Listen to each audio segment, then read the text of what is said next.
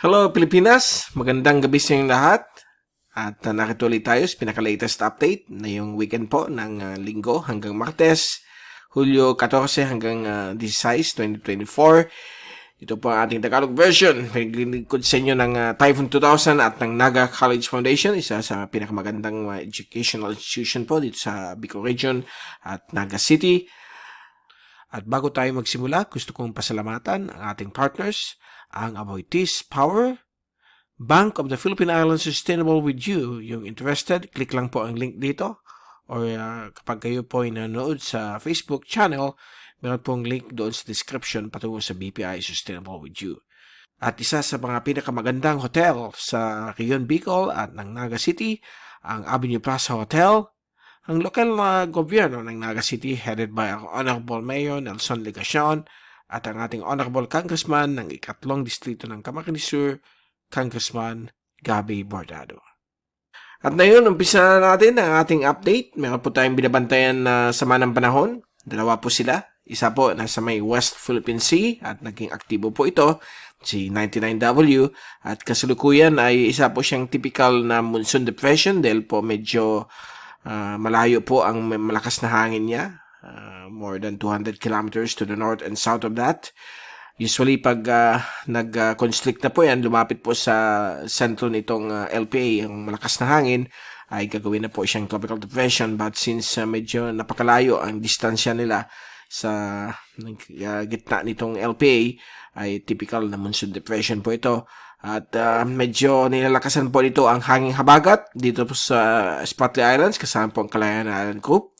Sa West Philippine Sea, dito po sa may southern portions ito, kasama po ang Palawan, at sa katimugan bahagi po ng Sulu Archipelago. So magkakaroon po dito ng pabugso-bugso ng ulan na may kasamang mga pagkulog at pagkidlat.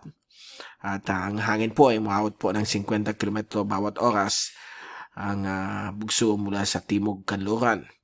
At ito po ay nasa 35 hanggang 65% ang probability po nito na maging isang ganap na bagyo o medium chance at medyo papunta na po ito sa may airport ng Central Vietnam.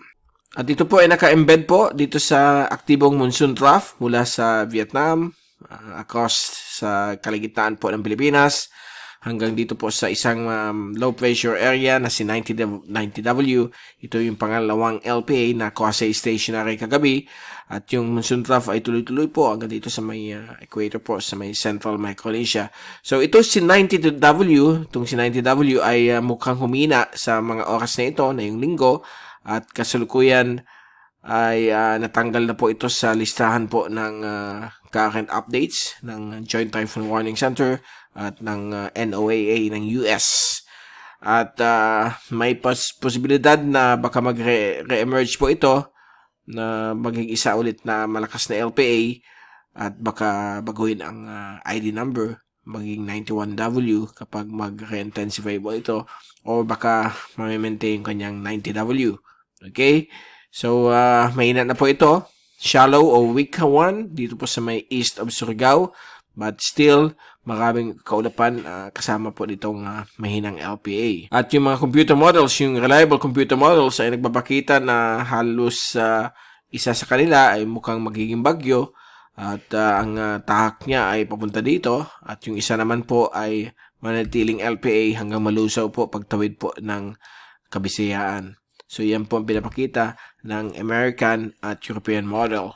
Okay? Dahil yan po ang talagang focus natin. Dahil sila yung pinaka-reliable pagdating sa tracking ng mga bagyo at LPAs. Pag nag-blend po ang dalawang model, ay sure po na posibleng lumakas po yan o manatili bilang isang LPA. So, hinihintay po natin yan. At for the next 5 days, hanggang sa Biyernes, inaasahan po natin hapon-hapon may mga ulan po tayo. Minsan may meron sa umaga. So, depende kung saan mamumuo itong mga kaulapan na ito. Ito yung fast animation mula sa University of Wisconsin Tropical Cyclone page. So, nakita po natin itong LPA na isang monsoon depression na papalapit na po sa may coastal areas po ng central Vietnam, malapit sa Da Nang City. At yan po yung tinatawag nating hanging habagat. Yan po, nagbibigay po ng hangin po dito sa may West Philippine Sea, sa may Spratly, Calayan Island Group. At dito rin po sa may bahagi po ng Palawan at Katimugang Sulu Archipelago. Okay? And then, yung tinatawag nating monsoon trough ay mula po dito. Okay? Since nandito yung LPA, at nakadiretso po yan dito sa may Central Philippines, papunta dito sa isang LPA pa. So, ito yung si 90W at baka i-rename po ito 91W. Babantayin po natin yan for possible development sa susunod na 2 araw. Ngayon, punta natin yung zoom-in satellite animation mula sa windy.com, UMETSAT, at nakita po ninyo yung mga makakapal na mga thunderstorms sa malaking bahagi po ng ating bansa simula kanina pong tanghali hanggang sa mga oras na ito. Halos may mga isolated na mga thunderstorms at dito rin po sa may bahagi po ng Central Luzon. Sa Northern Luzon ay malilit na areas lamang po, tulad po dito sa may coastal areas po ng Ilocos provinces. Okay, so ito po yung LPA. Nandito po yung kanyang possible center. Okay, so babantayin po natin yan for possible more na mga pag-ulan, na maraming ulan dito sa ating lugar tulad ng Bicol, Visayas at Mindanao. At sa ating rainfall forecast for the next 3 days o yung rainfall accumulation hanggang sa darating pong Miyerkules, inaasahan po natin itong mga thunderstorms sa halos buong bahagi ng ating bansa except po yung pinakadulong hilagang Luzon. Hindi masyado dito yung mga ulan at thunderstorms. At dito sa may West Philippine Sea, sa may Calayan Island Group, at talagang malalakas po yung ulan dito. More than 100 millimeters yung total accumulation for the next 3 days hanggang sa Martes dahil po sa hanging habagat. At dito naman po, meron ding konting hanging habagat po dito sa may katimugan bahagi po ng East Philippine Sea, east of Jensan. Kaya dyan po yung hangin. At ito po yung area, nandito po yung area na binabantay natin na posibleng magkaroon po dito ng panibagong LPA. Okay? At sa hangin, ito yung forecast sa hangin at pressure mula sa European model. At nakikita po natin dito na hanggang sa Miyerkules ay mananatili pong naka-embed po itong mahinang LPA sa monsoon trough. Okay? At unti-unti pong mag-form po siya bilang isang may hina o katamtaman ng LPA habang papalapit po ito sa area po ng Eastern Samar. At pagdating ng Huwebes po ay mukhang tatawid po siya ng Eastern Visayas o magla-landfall bilang isang napakahinang LPA. Okay? But still, babantayin po natin ang possible development po nito kung magkakaroon po ng rapid intensification. So, malalaman po natin yan. Samantala po, ang American model naman po for the next 3 days ay mukhang aggressive.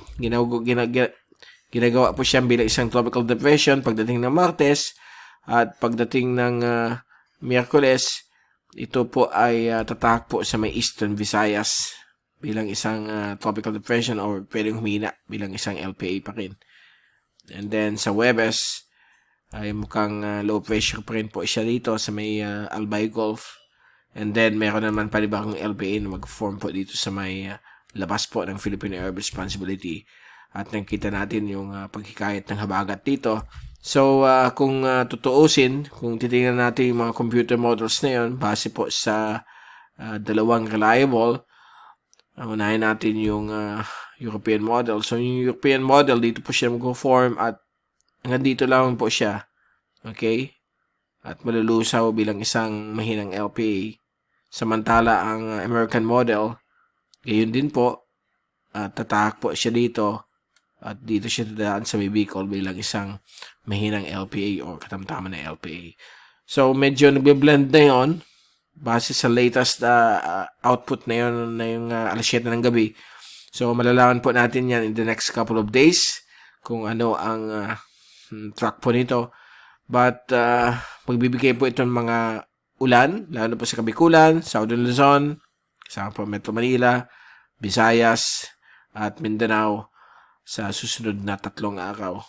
Okay? Hanggang sa isama na natin ang Huwebes kasi between Tuesday to Thursday, ang inaasahan pong pagdaan po nitong LPA na ito na medyo inalis na yung ID number but baka maging 91W. So we will inform you pagbalik natin sa ating YouTube channel at Facebook channel na yung darating pong Martes. But kung bukas, mag-rapid intensification po siya, pagbibigay po tayo ng latest update. Okay? At ito po yung ating wave forecast. So, for the next 3 days na po ito, hanggang Miyerkules, manatili po na nasa 1 to 1.5 meters ang alon po dito sa may East Philippine Sea. Dito na po sa may inland waters ng ating bansa, ay kalmado hanggang around kalahating metro ang taas ng alon. At dito sa may West Philippine Sea, kasama po ang Spratlys at Calayanan Island Group, pwede umabot po ng more than 2 meters, 2.5 meters. Medyo light to moderate at medyo mapanganib din po sa mga maliliit na sasakyang pangdagat. So, hindi masyado, although kung nandito kayo malapit sa Palawan, hanggang 1 metro lamang po ang laki ng alon, pero very risky po yan dahil po nagsisimula po ang mag-enhance ang habagat. But kung nasa inland waters po kayo ng Pilipinas, ay suitable pa rin maglayag at karoon ng fishing activities. Dito rin po sa may East Philippine Sea. So, walang problema. Unless magkaroon po ng rapid intensification yung posibleng LPA sa may silangan po ng Surigao. So, we will keep you updated sa susunod na 24 hanggang 48 oras. Pag walang development bukas, sa Martes, babalik tayo sa ating YouTube update. Ngayon din po sa Facebook channel natin.